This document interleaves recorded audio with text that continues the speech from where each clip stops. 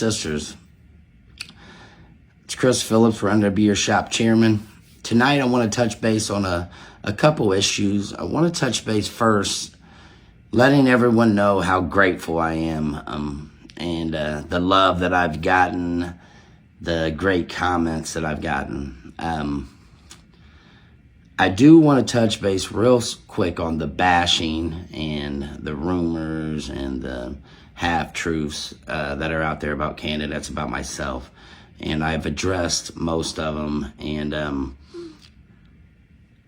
I would encourage anyone that hears anything or has any questions like that, feel free to give me a call, because I would love to address them. 260-557-3269. That's my number. Like I said, I will address anything that you hear.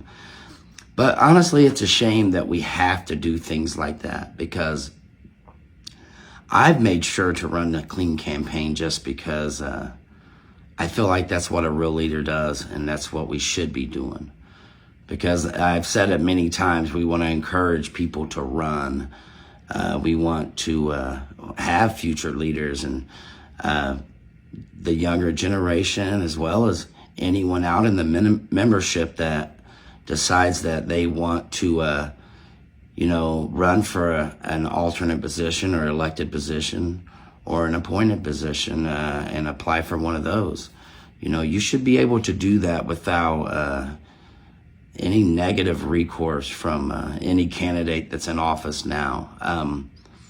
Again, I've spoken to my campaign team as well as other supporters that, some have left a comment here and there on another candidate's post, and I've made sure to address that, and I don't condone it as a leader. And who would I be?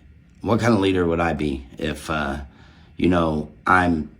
talking about, bringing that pride back and, fixing, the dissension out on the floor and changing the culture? What kind of leader would I be if I speak on one end doing that and then I'm bashing on the other? So again, if you hear anything about me, feel free to give me a call, and I will address those issues. As your candidate for shop chairman, I'm not going to lie to you. I'm not going to tell you things that you want to hear or that sound good just to get elected. And I've told my team that. I've told them, I'm not going to lie. I'm not going to lie. I'm not going to tell this membership anything and promise anything that I can't guarantee that I can do. It's time to start talking about the issues. I've spoken about appointments, and I've spoken about, the culture, and that's the most important thing, is making sure the membership is respected and that we work for the membership, and that me as a chairman, I will make sure that this administration, we vow to that we work for you, and we will show you that. So, I've spoken on several things: education, communication, and tonight I do want to touch base on some things that happen on the floor, because I'm on the shop floor. Being visible to the membership is important. As a zone, I have been very visible and always have been as a committee person and a shop committee person. I've said it before, and I'm going to say it to you. I'm not going to lie to you.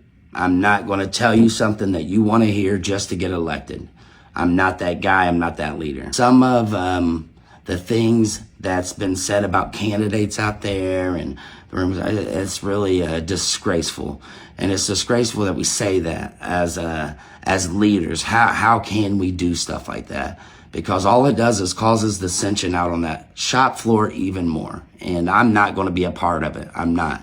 So if you want to contact me, feel free, 260-557-3269. And I will address anything. I'm here to be a candidate as your shop chairman. I'm here to be a future leader of this plant and to make sure that the livelihoods of all the membership is taken care of.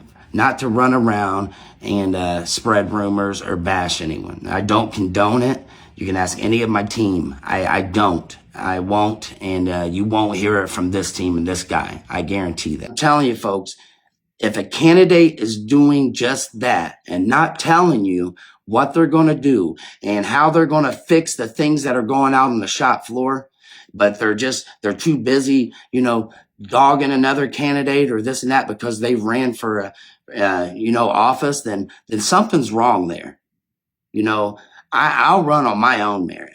And it seems like anyone else, that's in the position, whether they're running for shop chairman or anything else, if someone is, sacrificed everything and put their name in the hat and done that, then we should be thankful and grateful for that. And I wish every candidate good luck.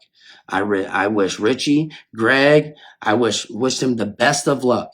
And you will not hear any dissension, any bashing come from me. And I tell you, brothers, both of you, good luck. I really do mean it, because what we're doing here is bigger than all of us. We have the livelihoods of so many brothers and sisters out there in our hands. And this isn't a game to me. So, why it's not is because, when I'm out on that shop floor, I don't just come out there at election time. I am out there and I see the overloaded jobs. I was out on the calls last week, I was out on calls this week over overloaded jobs, and I'm not going to lie to you to get elected. I'm not going to tell you that I'm getting an IE and I'm putting them on the line or I'm going to make a group leader get online. I can't tell you that. But brothers and sisters, what I can tell you is I know what I'm going to do as a chairman to fix this shit. And it's going to be, we're going to hold the IEs accountable. We're going to hold the group leaders accountable. And we're going to make sure that the IEs set these jobs up the way they're supposed to be from the get-go. When we have jobs, I have a GMS rep right now that's putting together a list of overloaded jobs for me. And any time that she has to go through or he has to go through and put a list together and there's more than 20, 25 jobs that are overloaded in this plant, that's way too many.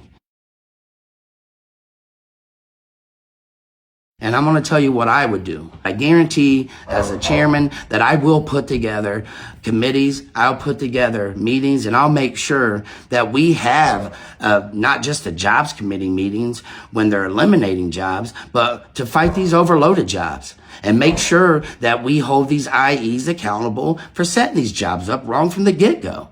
And we can talk about ergonomics the same time. They're so worried about taking these ergo breaks away rather than fixing the problem at hand. We have an additional 20 or 30 jobs that have ergo issues on it that we don't even have ergo relief on.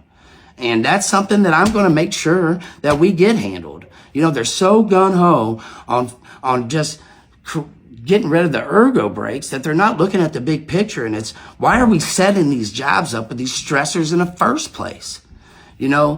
Nobody should have to come to work and get hurt on their job.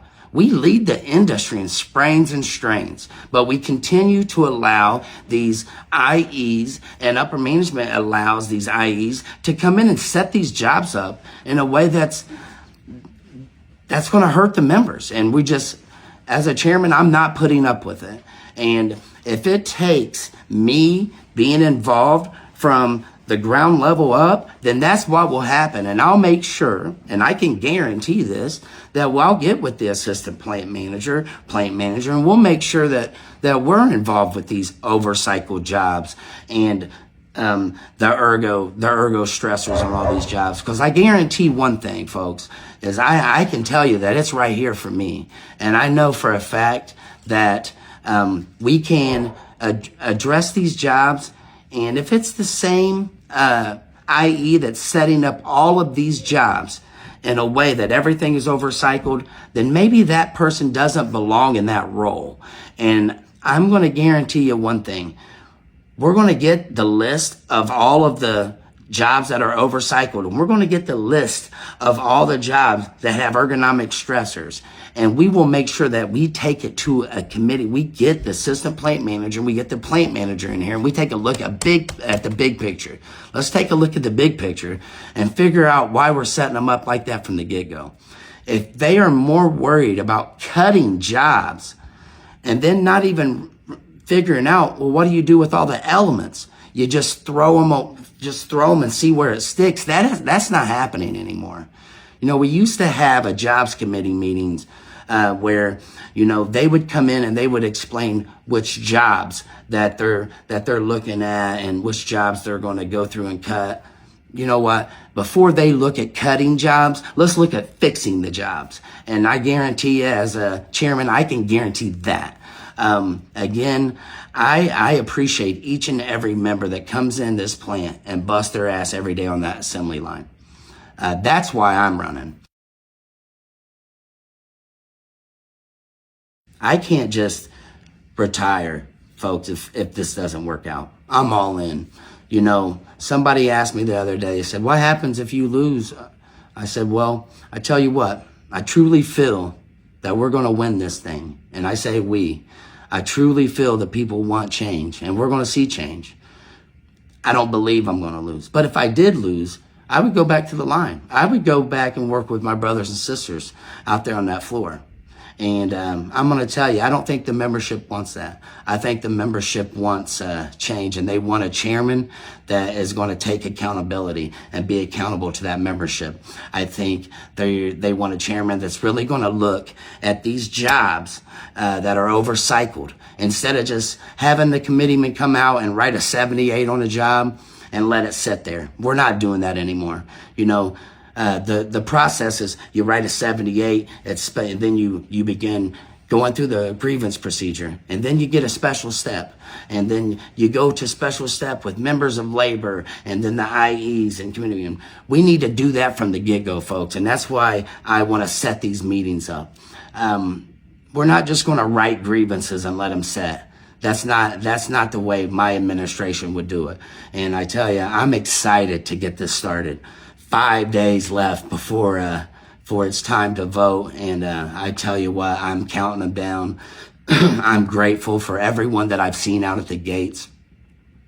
It was so nice last week to go out and congratulate some of these temporary employees that just got picked up full time and see how happy they are. But we still got a long way to go with that, because we have a lot of backfill jobs out there in these teams, and the stress goes on these teams when it comes to these team leaders that have 2 or 3 backfill jobs in their team. We have to address them. We got plenty of temps to convert and put in these backfill jobs. Then damn it, that's what we're going to have to do. So we have to start being proactive instead of reactive. And that's the way this company has been for as long as I can remember. I'm a realist. I truly am. Can I fix everything at once? Hell no. But I'm going to tell you, you have a chairman in me that is going to fight for the people and be there for the people. Because I am the people. I'm with the people. And I'm out on that floor. And I'll be out on that floor as a chairman. I tell you, and that's the truth. This is my dream. I have told you before, my son told me, hey, Dad, you're so close to your dream. Congratulations. And, that meant a lot, and it's resonated this week. It truly has. I hit a second shift the last couple days, and the support that we've gotten from seconds and days is unreal, and I'm just grateful for it. We had a meet and greet last week where we had members come out with their families to see the excitement coming from these members out on that floor. They want the change. And folks, on the 16th and 17th, we're going to do that. I really wanted to address the overcycle conditions, the ergonomic conditions. And it's time that that we hold management accountable and these IEs accountable for setting these jobs up. That's why I speak about the appointed role so much, because those positions are important. They were negotiated to help us fight for the members. And that's exactly what the appointed employees will do under my administration. We'll do what we're supposed to do. And I'm not their boss. I'm not your boss. I work for you. They work for you. We work for the membership. And we're going to use these jobs as a way to fight management, as a tool to make sure that our people do not get hurt at this plant anymore. Management is so gung-ho on threatening to put you on notice for downtime, but not looking at the big picture as to why the job is overloaded from the get-go. You know, I know it's easy to say, well, get on there and do it yourself. I'm done with them doing our work. I'm done doing that. They're going to set it up from the get-go, and we're going to do our own work. In closing, brothers and sisters, I'd like to take a minute and wish my opponents, Rich and Greg, good luck. And I truly mean that. You know, because at the end of the day, once the membership speaks, you know, on the 16th and 17th, we're all on the same team. And going into this weekend, it's a very important weekend for families and for mothers. And I want to wish each and every mother out there happy Mother's Day.